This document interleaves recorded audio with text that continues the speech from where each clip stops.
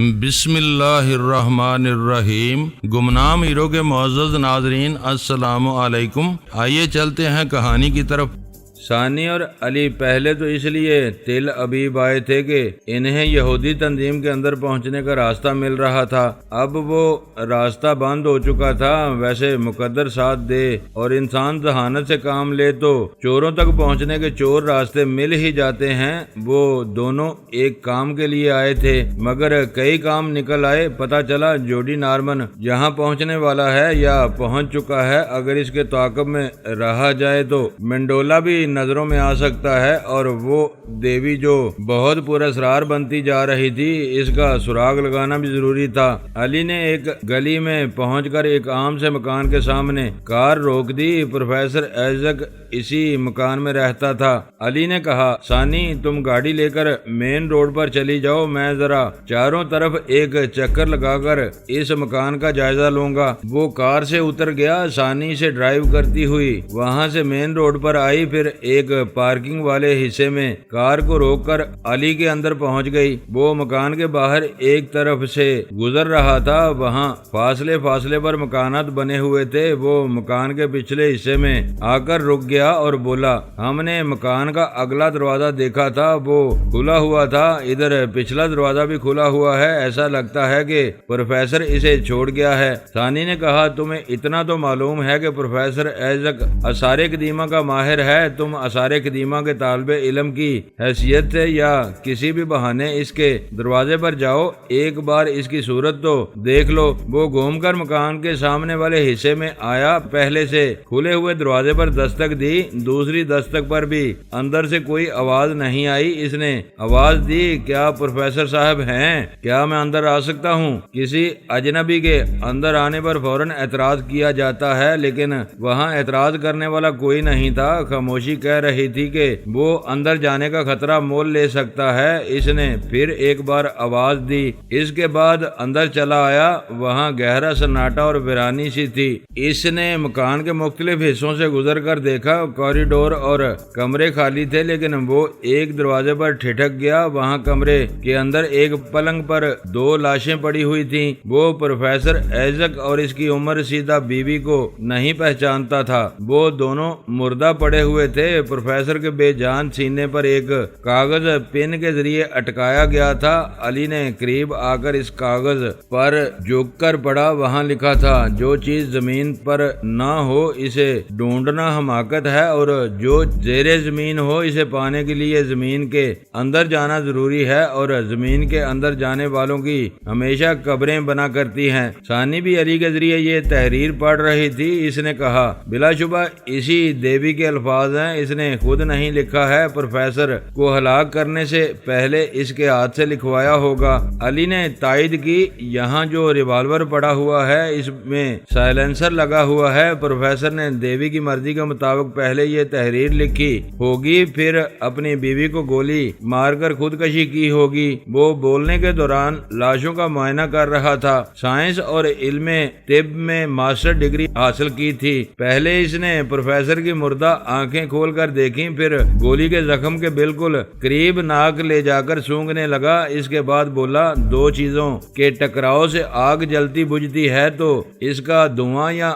بو رہ جاتی ہے، اس کے زخم سے بہت ہی دھیمی سی بو آ رہی ہے، میرا اندازہ ہے کہ ابھی آدھا گھنٹے کے اندر یہ واردات ہوئی ہے۔ علی، فوراً چلے آؤ، میری چھٹی اس کہہ رہی ہے کہ خطرہ ہے، بہت محتاط رہ کر چلے آؤ۔ وہ بھی سمجھ رہا تھا کسی قسم کا خطرہ پیش آ سکتا ہے، اس کے باوجود وہ ایک ایک کمرے میں جھانکتا اور ضروری چیزوں کو ٹٹولتا ہوا باہر جا رہا تھا۔ ایک کمرے میں کچھ کتابوں کے درمیان اسے ایک ڈائری دکھائی دی۔ اس نے لپک کر اسے اٹھایا، وہ سال رواں کی ڈائری تھی۔ اس نے مزید کتابوں کے ذخیرے کو الٹنا پلٹنا شروع کیا، کوئی نصف درجن ڈائریاں ہاتھ لگیں۔ ان کے پہلے صفحوں پر پروفیسر ایزک کا نام بتا رہا تھا کہ یہ سب ڈائریاں اسی کی لکھی ہوئی ہیں۔ وہ ان تمام تمام ڈائریوں کو اٹھا کر ثانی کے پاس آ گیا، اگلی سیٹ کا دروازہ کھول کر بیٹھ گیا۔ وہ کار سٹارٹ کرتی ہوئی بولی، تم خطرے کو اہمیت نہیں دیتے ہو، تم نے ان ڈائریوں کو اہمیت دی ہے۔ میں مانتی ہوں انہیں پڑھنے کے بعد شاید ہمیں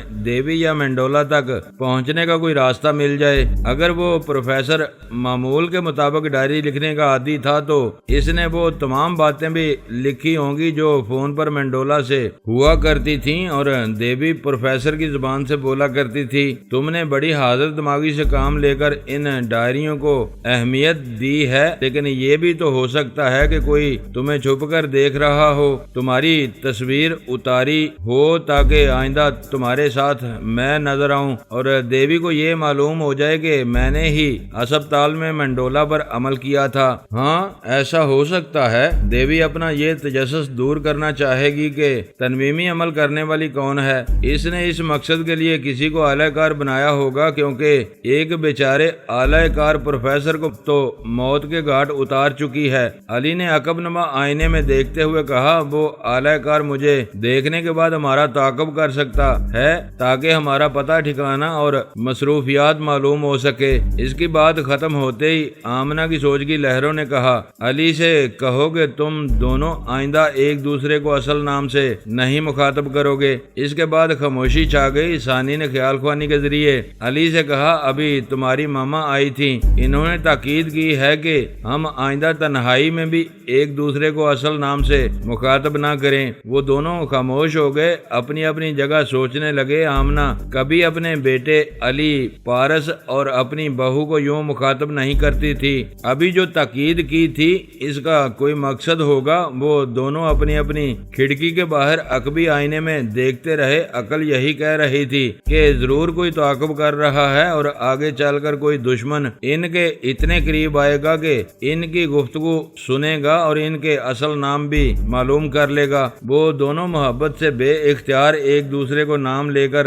مخاطب کرتے تھے۔ ایسا کرنے سے محبت کرنے والوں کو اپنی ملکیت صرف اپنا لگتا ہے۔ لیلا بے اختیار دل کی گہرائیوں سے کیس کو پکارتی تھی تو اس کے منہ میں کپڑا ٹھونس کر اوپر سے پٹی باندھ دی جاتی تھی۔ کیس یعنی مجنوں شہر شہر صحرا صحرا لیلا کو پکارتا تھا اور لوگوں سے پتھر کھاتا تھا۔ آمنہ نے انہیں ذرا سی تاکید کر کے حالات کے پتھر کھانے سے بچا لیا تھا۔ یہ اس وقت ہوا جب اچانک علی نے پرائی سوچ کی لہروں کو محسوس کرتے ہی سانس روک لی تھی۔ اس وقت ان کی کار ایک سگنل کے سامنے رکی ہوئی تھی۔ جب وہ آگے بڑھی تو علی نے اپنے جسم میں لرزش اور نامعلوم سا بوجھ محسوس کیا، پھر دوسرے ہی لمحے میں وہ نارمل ہو گیا۔ کچھ ایسا ہی ثانی کے ساتھ ہوا۔ علی کے بعد اس نے پرائی سوچ کی لہروں کو محسوس کیا اور سانس روک لی۔ اس کے بعد اپنے بدن میں ناگواری سی محسوس کی، فوراً ہی کار کو سڑک کے کنارے روک دیا۔ ایسے وقت وہ پھر پہلے کی طرح خود کو نارمل محسوس کر رہی تھی۔ یہ غیر معمولی بات تھی۔ دونوں نے ایک دوسرے کو دیکھا۔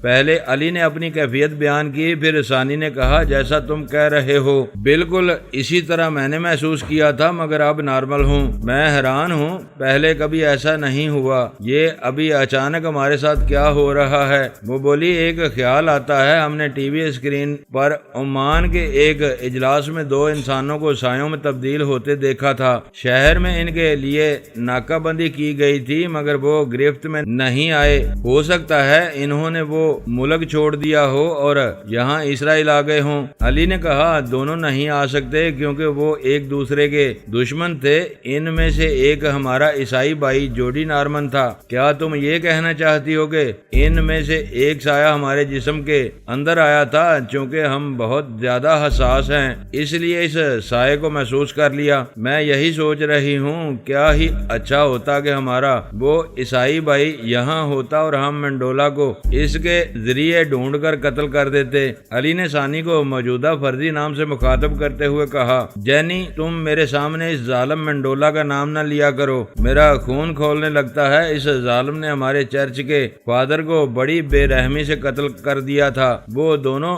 سمجھ گئے تھے کہ ان کے جسم کے اندر چھپنے کے لیے جوڈی نارمن کا سایہ آیا تھا۔ دوسرا سایہ تو اپنا پارس تھا اور وہ اپنوں کے پاس خاموشی سے چھپنے نہ آتا۔ اب ان دونوں کا خیال تھا کہ جوڈی چھپنے کے لیے ان کے پاس آیا تھا۔ دونوں نے اسے محسوس کیا تھا، اس لیے لیے وہ کار کے اندر ہی کہیں چھپا ہوا ہوگا، اس لیے وہ دونوں باتیں بنا رہے تھے اور اسے اپنا عیسائی بھائی کہہ رہے تھے، اور واقعی وہ اگلی اور پچھلی سیٹوں کے درمیان سکڑا سمٹا ہوا سا چھپا بیٹھا تھا۔ دونوں کی باتیں سن کر اطمینان ہو رہا تھا کہ وہ یہودیوں کی کار میں نہیں ہے، دونوں عیسائی ہیں، اور مینڈولا ان سب کا مشترکہ دشمن ہی نہیں بلکہ ایک چرچ کے فادر کا قاتل بھی ہے۔ اسے اطمینان ہوا تو وہ دونوں سیٹوں کے درمیان سے نکل کر پچھلی سیٹ پر آرام سے بیٹھ گیا، پھر آہستگی سے بولا، میں جوڈی نارمن ہوں۔ ثانی اور علی نے دکھاوے کے طور پر چونک کر سر گھماتے ہوئے پچھلی سیٹ کی طرف دیکھا، وہاں ایک انسانی سایہ سا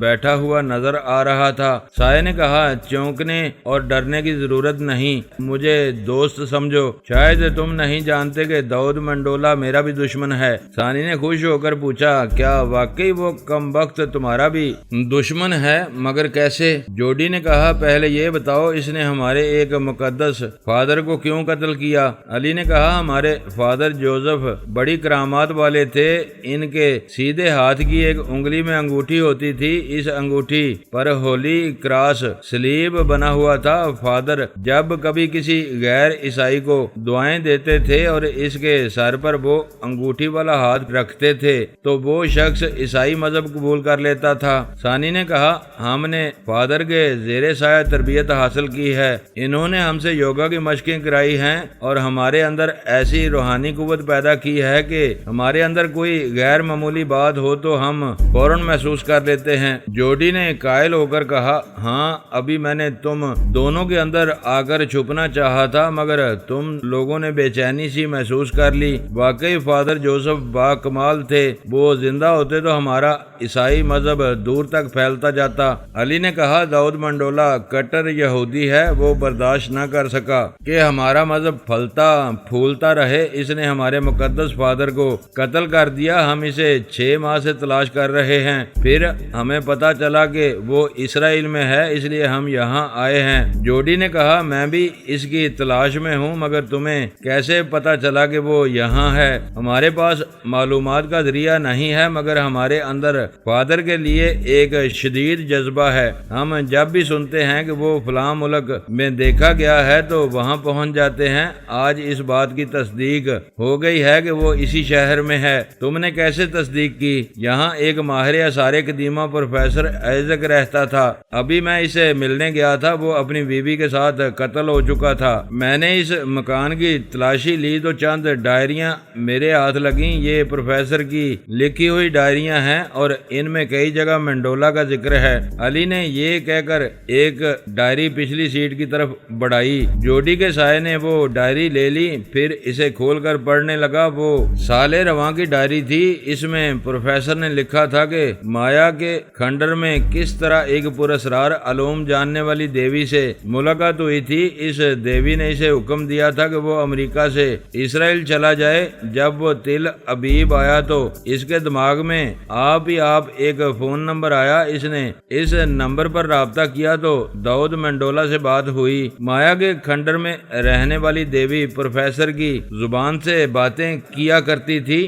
آخری دنوں میں مینڈولا نے دیوی سے درخواست کی تھی کہ وہ کسی طرح جوڈی نارمن کو اس کے راستے سے ہٹائے ورنہ وہ یہاں آ کر یہودی تنظیم کا سربراہ بن جائے گا۔ اس ڈائری کے آخری صفحے پر لکھا تھا کہ پروفیسر کے پاس ایک سائلنسر لگا ہوا ریوالور پہنچ گیا ہے اور مینڈولا نے اس سے ایک کاغذ پر تحریر لکھوا کر اسے بیوی کو قتل کرنے اور خودکشی کرنے کا حکم دیا ہے۔ سائے نے ڈائری بند کر کے علی کو دیتے ہوئے کہا، واقعی تم دونوں مقدس فادر سے دلی اور روحانی لگاؤ رکھتے ہو، اس قاتل کو تلاش کرتے کرتے اس ڈائری تک پہنچ گئے ہو۔ مجھے تمہارے جیسے سچے جذبے والے عیسائی کی ضرورت تھی، میں صحیح جگہ پہنچ گیا ہوں۔ ثانی نے کار ڈرائیو کرتے ہوئے کہا، ہم تھوڑی دیر پہلے تمہارا ہی ذکر کر رہے تھے، اب ہمیں ایسا لگتا ہے کہ خدا نے ہماری دعا قبول کر لی ہے، اس قاتل تک پہنچنے کے لیے تمہیں ہمارے پاس پہنچا دیا ہے۔ ویسے تو میں بھی اسے تلاش کر رہا ہوں۔ اب تو یہ سن کر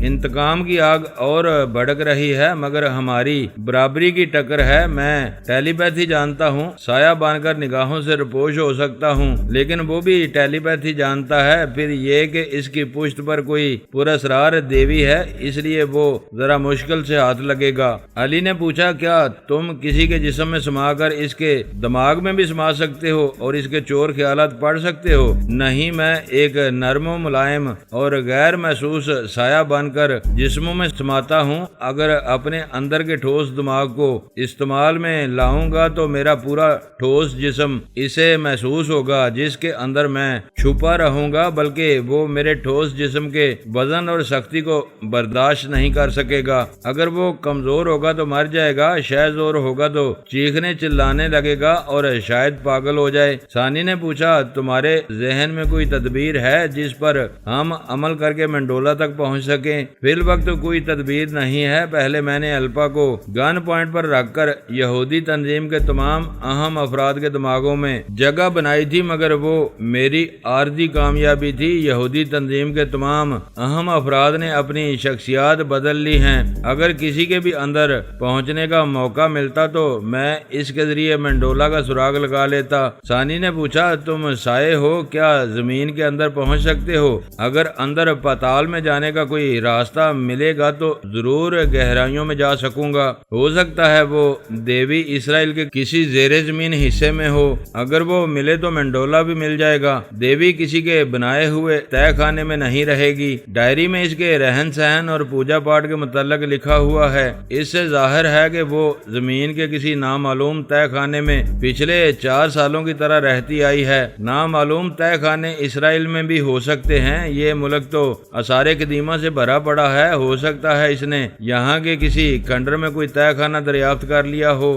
علی نے کہا مسٹر جوڈی، تم ٹیلی پیتھی کے ذریعے یہاں کے آثار قدیمہ کے تمام ماہرین کے دماغوں میں پہنچ کر ان کے خیالات پڑھ کر چند ایسے آثار قدیمہ کا سراغ لگا سکتے ہو جس کی تہہ میں آج تک کوئی گیا نہ ہو۔ ہاں، میں ایسا کر سکتا ہوں اور ضرور کروں گا، اور تم لوگوں کے پاس چھپ کر رہا کروں گا۔ تم ہمارے ساتھ رہو گے تو ہمیں بڑی خوشی ہوگی۔ میں جب بھی خطرہ محسوس کروں گا تم دونوں میں سے کسی ایک کے جسم میں سما جاؤں گا۔ علی نے کہا پلیز ایسا نہ کرنا، تم دیکھ چکے ہو کہ فادر کی تربیت نے ہمیں کس قدر حساس بنایا ہے۔ ہمارے اندر آؤ گے تو ہم پھر اضطراب میں مبتلا ہو جائیں گے۔ جوڈی نے کہا پھر تو کسی تیسرے شخص کو اعلی کار بنانا ہوگا۔ کیا تمہارا کوئی اور ساتھی ہے؟ ساتھی نہیں ہے، ہم کسی کو ملازم رکھ لیں گے، وہ تمہارے کام آتا رہے گا۔ جوڈی کو دراصل اپنے پاس رکھی ہوئی گولیوں اور فارمولے کی فکر تھی۔ وہ انہیں جلد سے جلد کہیں چھپانا چاہتا تھا۔ گولیاں چھپانے کے لیے چھوٹا سا گڑھا کھودنے کے لیے چھوٹے سے 1-2 آلات کی ضرورت تھی، اور فارمولوں کو چٹانوں پر کنندہ کرنے کے لیے چھینی، ہتھوڑی اور اسی قسم کے چند آلات ضروری تھے۔ اتنی ساری چیزیں وہ اپنے سائے کے لباس میں نہیں چھپا سکتا تھا۔ انہیں ایک بیگ میں رکھ کر اپنے کسی اعلی کار کے ذریعے کہیں بھی لے جا سکتا تھا، بلکہ محنت سے بچنے کے لیے اس اعلی کار کے دماغ پر قابض ہو کر اس کے ہاتھوں سے فارمولے کنندہ کرا سکتا تھا۔ اس کی دانست میں اسے ثانی اور علی 2 ایسے کٹر عیسائی مل گئے تھے جن پر وہ بھروسہ کر رہا تھا۔ اب اسے تیسرے کی ضرورت تھی۔ وہ ہمالیہ کی وادی میں آ گئی تھی، وہاں وہ پیدا ہوئی تھی۔ اس کا باپ علم جوتش میں بین الاقوامی شہرت کا حامل تھا۔ اس نے باپ کے زیر سایہ رہ کر جوان ہونے تک جوتش ودیا اور ٹیلی پیتھی میں کمال حاصل کیا تھا۔ اسی جوتش ودیا نے اسے سمجھایا تھا کہ وہ ایک مسلمان نوجوان کے عشق میں گرفتار رہے گی اور اسے بارہا انکار کے باوجود اس کی داسی بن کر اس کا مذہب قبول کر لے گی، اور وہ اور اس کا برہمن باپ ایسا نہیں چاہتے تھے۔ انہوں نے جوتش ودیا کو اچھی طرح کھنگالا تو اس کا یہی توڑ معلوم ہوا کہ وہ 10 برس تک زیر زمین رہ کر تپسیا کرے، کسی کو اپنی اصل صورت نہ دکھائے اور نہ ہی اصل آواز سنائے۔ 10 برس کے بعد وہ تپسیا میں کامیاب ہو گئی تو مسلمان اپنا مذہب بدل کر اس کا ہندو دھرم قبول کر لے گا۔ پارس کو پانے کے لیے ایسی مشکلات سے گزر رہی تھی۔ اس نے کتنے ہی علاقوں میں جا کر زیر زمین رہ کر 4 برس گزار دیے تھے۔ وہ مایا کے کھنڈر میں بھی رہ سکتی تھی، لیکن گڑبڑ ہو گئی تھی۔ بید کھلنے کا اندیشہ پیدا ہو گیا تھا۔ یہودی تنظیم والے جسے مائع کا حرارے سمجھ رہے تھے وہ دراصل پارس تھا، اور وہ جانتی تھی کہ پارس امریکہ پہنچ کر کہیں روپوش ہو گیا ہے۔ ایسا نہ ہو کہ اچانک ہی اس کا سراغ لگا کر روبرو آ جائے۔ پھر امریکہ کی ایک مہم جو ٹیم مایا کے اس کھنڈر کے تہہ خانے میں پہنچنے والی تھی، اس لیے اسے جلدی میں وہ جگہ چھوڑنی پڑی۔ آئندہ زیر زمین رہنے کے لیے کسی ایسے ملک اور علاقے کا انتخاب کرنا تھا جہاں کے تہہ خانے میں اس کے سوا کوئی نہ پہنچ سکے۔ ایسی جگہ تلاش کرنے میں کافی وقت لگ جاتا، اس لیے وہ اپنی پیدائشی جگہ آ گئی تھی اور ہمالیہ کی وادی کے ایک تہہ خانے میں عارضی طور پر رہنے لگی تھی۔ اس کے ذہن پر وہ دوسرا سایہ سمایا ہوا تھا۔ اس کا دل کہتا تھا کہ وہ پارس کا سایہ ہے اور پارس پر ہمیشہ نظر رکھنے کے لیے اس نے ایک ڈمی شی تارا کو اس کے پیچھے لگا رکھا تھا۔ وہ ڈمی اب تک کئی بار اسے دل و جان سے چاہتی بھی رہی تھی اور موقع پا کر اسے اپنا معمول اور تابع دار بنانے کی کوشش بھی کرتی رہی تھی، لیکن ہمیشہ ناکام رہی تھی۔ ایسی ناکامیوں سے اصل شی تارا کو جوتش ودیا پر اور زیادہ یقین ہونے لگتا تھا۔ وہ 10 برس سے پہلے اپنے محبوب کو حاصل نہیں کر سکے گی۔ آخری بار عمان میں ڈمی شی تارا کا سامنا ہوا تھا۔ اس سائے نے اس کی پٹائی کی تھی اور اسے بے ہوش کر دیا تھا۔ اس نے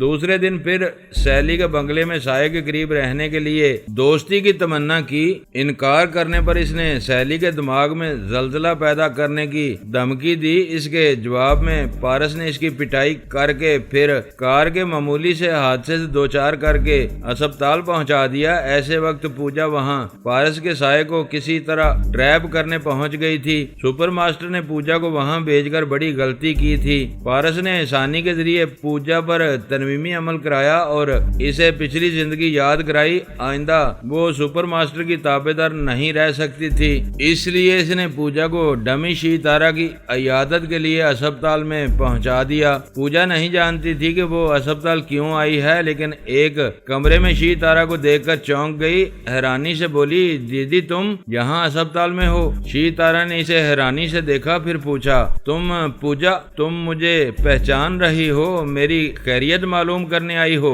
میں نہیں جانتی کہ اس اسپتال میں اور اس کمرے میں تم ہو۔ تم کیسے آ گئی؟ ہماری تقدیر میں شاید اسی طرح ملنا لکھا تھا۔ وہ شبہ ظاہر کرتی ہوئی بولی، مجھ سے کوئی چالاکی نہ کرو، سچ بتاؤ، سپر ماسٹر نے مجھے ٹریپ کرنے کے لیے تمہیں یہاں بھیجا ہے۔ میں زخمی ہوں، اب تو تم میرے دماغ میں آ سکتی ہو۔ دیدی یہ تم کیا کہہ رہی ہو؟ میں اور تمہارے دماغ میں آؤں گی؟ کیا میں خیال خوانی جانتی ہوں؟ کیا تم سمجھتی ہو میں سپر ماسٹر کی تابع دار ہوں؟ تم نے ہمیشہ مجھے سگی بہن سے زیادہ چاہا، کیا میں دشمنی کروں گی؟ جب سپر ماسٹر نے تمہیں ٹیلی پیتھی سکھائی اور میں تمہارے پاس آنا چاہتی تھی تو تم سانس روک لیا کرتی تھی۔ میں تمہاری محبت کی قسم کھا کر کہتی ہوں کہ مجھے کچھ یاد نہیں آ رہا ہے۔ ذرا ٹھہرو، میں آزماتی ہوں کہ مجھے خیال خوانی آتی ہے یا نہیں۔ اس نے دائی ماں کا تصور کیا، اس کے لب و لہجے کو گرفت میں لیا، پھر خیال خوانی کی پرواز کی تو وہاں پہنچ گئی۔ اس نے مخاطب کیا، دائی ماں، میں پوجا بول رہی ہوں، آپ کی بیٹی شی تارا زخمی ہے اور ایک اسپتال میں ہے۔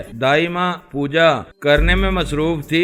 پوجا کی آواز سن کر بولی، مجھے یقین نہیں آ رہا کہ تم ٹیلی پیتھی سیکھ گئی ہو۔ میری بیٹی زخمی کیسے ہو گئی؟ وہ کس ملک اور کس اسپتال میں ہے؟ آپ فکر نہ کریں، میں دیدی کے پاس ہوں۔ ان کے زخم بھر جائیں گے تو یہ خود آپ سے باتیں کریں گی۔ آپ پوجا کریں، میں پھر آؤں گی۔ وہ دماغی طور پر حاضر ہو کر شی تارا سے بولی، دیدی تم درست کہہ رہی ہو، مجھے خیال خوانی آ گئی ہے، مگر یہ کیسے آ گئی؟ سپر ماسٹر تو ہمارا دشمن ہے اور تم کہتی ہو کہ اس نے مجھے یہ علم دیا ہے۔ میں سچ کہہ رہی ہوں، تمہاری باتوں سے معلوم ہوتا ہے کہ تمہیں پچھلی زندگی یاد آ گئی ہے۔ تم سپر ماسٹر کو دشمن کہہ رہی ہو، ایسا تو اسی وقت ہو سکتا ہے کہ کسی نے تم پر تنویمی عمل کیا ہو اور سپر ماسٹر کے منصوبوں کا توڑ کر کے تمہیں میرے پاس پہنچا دیا ہو۔ دیدی ہم ابھی کس ملک میں ہیں؟ اردن کے شہر عمان میں ہیں۔ کیا تم یاد کر سکتی ہو کہ امریکہ سے یہاں کیسے آ گئی ہو؟ مجھے تو ایسا لگتا ہے جیسے ابھی پیدا ہوئی ہوں یا پھر پیدا ہونے کے کے بعد گہری نیند سو گئی تھی، اب بیدار ہو کر نئی زندگی اور نئی تازگی محسوس کر رہی ہوں۔ پوجا، تمہاری واپسی سے مجھے بہت خوشی ہو رہی ہے، مگر ایک خوف بھی ہے کہ تم پر کس نے دوبارہ تنویمی عمل کیا ہے، کس نے تمہیں سپر ماسٹر کی تابع داری سے نجات دلائی ہے۔ ایسا کرنے والے نے دو محبت کرنے والی بہنوں کو ملا کر نیکی کی ہے، مگر کیوں کی ہے؟ ہمارے میل ملاپ سے اس کا کیا فائدہ ہے؟ کوئی نہ ہو تب بھی نیکی کرنے والے منہ نہیں چھپاتے۔ کیا تمہیں تشویش نہیں ہے کہ تمہارے ساتھ ایسا کیوں کیا گیا ہے؟ تشویش کی تو بات ہے جب مجھے پچھلی تمام زندگی یاد آئی اور میں آپ ادھر ہسپتال آنے لگی تو یہی سوچ رہی تھی کہ میں کہاں سے کہاں پہنچی ہوں اور کون مجھے ہسپتال میں لے آ رہا ہے، مگر اپنی دیدی کو دیکھ کر خوشی کے مارے فکر کرنا بھول گئی۔ سیتارا سوچ اور فکر میں مبتلا ہو گئی تھی۔ پوجا نے پوچھا، تم ہسپتال کیسے پہنچ گئیں؟ یہ زخم کیسے ہیں؟ ایک دشمن نے میرے ساتھ ایسا سلوک کیا ہے۔ تم مجھے اس کا نام اور پتہ ٹھکانہ بتاؤ، میں اس سے نمٹ لوں گی۔ تم کچھ نہیں کر سکو گی، وہ نادیدہ ہے جو نظر ہی نہیں آتا ہو، اس کا تم کیا بگاڑ سکتی ہو؟ پوجا بھی نادیدہ پارس کو ٹریپ کرنے آئی تھی، مگر ثانی نے اس پر ایسا ترمیمی عمل کیا تھا کہ وہ سپر ماسٹر کی قیدی بننے، مشین کے ذریعے ٹیلی پیتھی کا علم حاصل کرنے اور فوجی ہیڈ کوارٹر میں رہنے کے تمام واقعات بھول گئی تھی۔ اسے یہی یاد رہ گیا تھا کہ سیتارا نے اس کی مشکلات میں مدد کی تھی، اسے اپنی سگی بہن کی طرح اپنے ساتھ رکھا تھا۔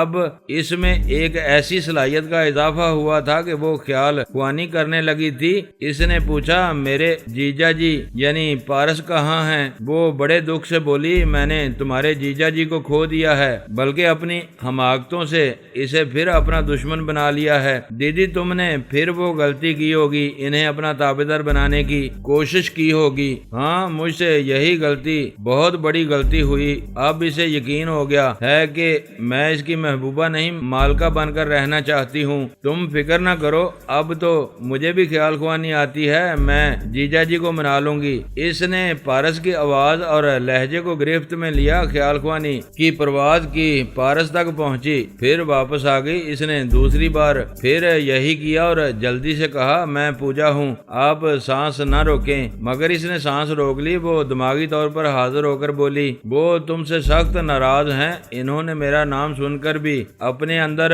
نہیں آنے دیا۔ مجھے یہ سوچ کر دکھ ہو رہا ہے کہ وہ مجھے اپنی چھوٹی بہن سمجھتے تھے، اس کے باوجود اپنے اندر آنے نہیں دیا۔ میں کوشش کر رہی ہوں ایک بار اس سے سامنا ہو جائے، میں اس کا غصہ اور شکایت دور کرنے کے لیے اس کے قدموں سے لپٹ جاؤں گی۔ مجھے یقین تھا کہ وہ امان میں ہونے والے اجلاس میں ضرور آئے گا، لیکن کوئی دوسرا آیا تھا اور جوڈی سے ایک حیرت انگیز گولی لے کر نکل گیا تھا۔ پھر دیکھتے ہی دیکھتے ٹھوس جسم کے بجائے ایک سایہ بن گیا تھا۔ میرا دل کہتا ہے کہ وہ سایہ بن جانے والا پارس ہے، لیکن پارس نے کبھی دشمن بن کر بھی مجھے تمانچے نہیں مارے، جبکہ اس سایہ نے مجھے زخمی کر کے ہسپتال پہنچا دیا۔ دیدی، پھر تو وہ جیجا جی ہوں گے، انہوں نے سخت غصے میں آ کر تمہیں سزا دی، مگر تمہاری دیکھ بھال کے لیے مجھے یہاں بھیج دیا۔ وہ تم سے ناراض ہیں، مگر میرے ذریعے تمہارا خیال بھی رکھ رہے ہیں۔ وہ دونوں ہسپتال کے اس کمرے میں باتیں کر رہی تھیں اور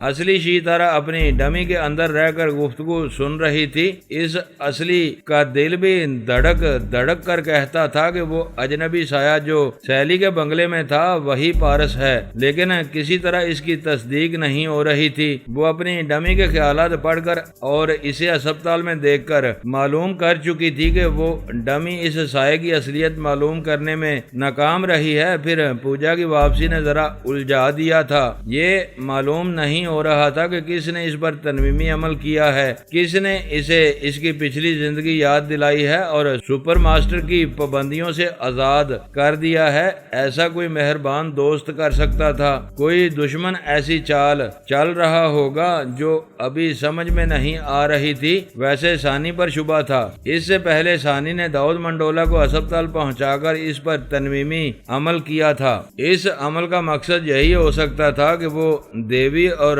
منڈولا کے درمیان ہونے والی گفتگو بے آسانی سن سکے اور اس طرح دیوی تک پہنچنے کا راستہ معلوم کر سکے۔ بعد میں اصلی سیتارا نے توڑ کر لیا دیا تھا، منڈولا کے دماغ سے ثانی کے ترمیمی عمل کو مٹا دیا تھا۔ اب یہ خیال آ رہا تھا کہ ثانی شاید اصلی شی تارا اور اس کی ڈمی شی تارا کو جانتی ہے اور اب یہ جاننا چاہتی ہوگی کہ اصلی شی تارا اور ڈمی کے درمیان کیسے رابطہ ہوتا ہے اور ان کے درمیان کیسے کیسے منصوبے بنائے جاتے ہیں۔ یہ معلومات حاصل کرنے کے لیے اس نے پوجا کو ٹریپ کیا ہے اور اس پر عمل کر کے اسے سپر ماسٹر سے جدا کر کے ڈمی شی تارا کے پاس پہنچا دیا ہے تاکہ پوجا کو ڈمی کے قریب رکھ کر زیر زمین رہنے والی کا بید معلوم ہو سکے۔ اگرچہ زیر زمین رہنے والی کے بارے میں ابھی تک کسی کو یہ معلوم نہیں ہوا تھا کہ وہ اصلی شی تارا ہے، ابھی وہ محض دیوی کہلا رہی تھی، لیکن اسے شبہ تھا کہ وہ پہچانی جا رہی ہے۔ ثانی کی مکاریاں اور چال بازیاں مشہور تھیں، اس لیے یہ اندیشہ تھا کہ وہ پوجا کو اعلی کار بنا کر اصلی شی تارا کی اصلیت معلوم کرنے کی راہ نکال رہی ہے۔ ثانی سے گویا ٹکراؤ تھا، مشکل یہ تھی کہ وہ 10 برس پورے ہونے تک میری فیملی کے کسی ممبر کے دماغ میں نہ جانا چاہتی تھی اور نہ ہی براہ راست ٹکرانا چاہتی تھی۔ بالواسطہ ہم سب پر نظر رکھنے کے لیے اس نے داؤد منڈولا کو اپنا تابعدار بنایا تھا، اس لیے اس کی آواز، لہجہ اور شخصیت بدل دی تھی تاکہ ہم میں سے کوئی اسے پہچان نہ سکے اور وہ ہمیں رازداری سے ڈھونڈتا پھرے اور معلوم کرتا رہے کہ ہم میں سے ہر ایک کس ملک میں اور کس شہر میں ہے اور زیر زمین رہنے والی کو کس حد تک پہچانا جا رہا ہے۔ ویسے تو وہ ابھی پہچانی نہیں جا رہی تھی، جہاں تک اس زیر زمین رہنے والی کا ذکر پہنچا تھا وہاں تک وہ ایک پراسرار دیوی کہلا رہی تھی اور اس اندیشے میں تھی کہ سونیا ثانی اسے بے نقاب کرنے پر تلی ہوئی ہے۔ اس نے پہلے منڈولا کو ذریعہ بنانا چاہا، اب پوجا کو اس کی ڈمی کے پاس لے آئی ہے۔ داؤد منڈولا اپنی شخصیت بدلنے کے بعد تل ابیب کے قریب ہی ہیفا کے ایک بنگلے میں رہنے لگا، وہاں بھی فون کے ذریعے دیوی سے اس کا رابطہ رہتا تھا۔ پروفیسر ایزک اب اس دنیا میں نہیں رہا تھا، اب ایک سریلی آواز فون پر سنائی دیتی تھی۔ پہلی بار اس سریلی آواز نے کہا تھا، میں دیوی بول رہی ہوں مگر دیوی نہیں ہوں، میری زبان سے ادا ہونے والے الفاظ دیوی کے ہیں، میں چاہتی ہوں تم میری باتوں کی تصدیق کرو اور میرے دماغ میں آ کر میرے خیالات پڑھ لو، اس کے بعد باتیں ہوں گی۔ رابطہ ادھر سے ختم کر دیا گیا۔ منڈولا نے ریسیور رکھ کر خیال خوانی کی پرواز کی اور اس فون کرنے والی کے دماغ میں پہنچ گیا۔ اس کا نام روبینہ تھا۔ بھارت کے بعد طلباء و طالبات تعلیم حاصل کرنے اسرائیل آتے تھے۔ روبینہ وہاں سائنس کی اسٹوڈنٹ تھی۔ اصلی شی تارا نے اسے اپنی ممولہ اور تابع دار بنا لیا تھا۔ فی الحال اسے یہی کام لے رہی تھی کہ اس کے ذریعے فون پر منڈولا سے اس کی آواز اور لہجے میں باتیں کرتی تھی۔ وہ بولا، میں نے مختصر سے خیالات پڑھ لیے ہیں، کیا ابھی فون کرو گی؟ روبینہ نے کہا، اب فون کی ضرورت نہیں ہے، پروفیسر ایزک والا تجربہ مہنگا پڑا ہے، اگر میں وقت پر آ کر ترمیمی عمل کا توڑ نہ کرتی تو ابھی تم سونیا ثانی کے غلام ہوتے۔ میں تمہارا احسان مند ہوں اور اس بات پر حیران ہوں کہ ثانی کو میرا نام اور پتہ ٹھکانہ کیسے معلوم ہو گیا۔ مجھے تمہارے چور خیالات نے بتایا ہے کہ تم ایک دکان سے اگربتیاں خریدتے وقت بے تکی باتیں کر رہے تھے۔ ثانی تمہاری آواز اور لہجے کو پہچانتی ہے، وہ تمہارا پیچھا کرتے ہوئے تمہاری رہائش گاہ تک پہنچ گئی تھی۔ آئندہ محتاط رہو، وہ آواز اور لہجہ کبھی زبان پر نہ لاؤ جس سے وہ اچھی طرح واقف ہے۔ دوستو ویڈیو کو لائک ضرور کر دیا کریں۔ ISI پاک آرمی زندہ باد، پاکستان پائندہ باد۔ معزز ناظرین، اپنا خیال رکھیے گا اور اپنے اس چینل کا بھی شکریہ۔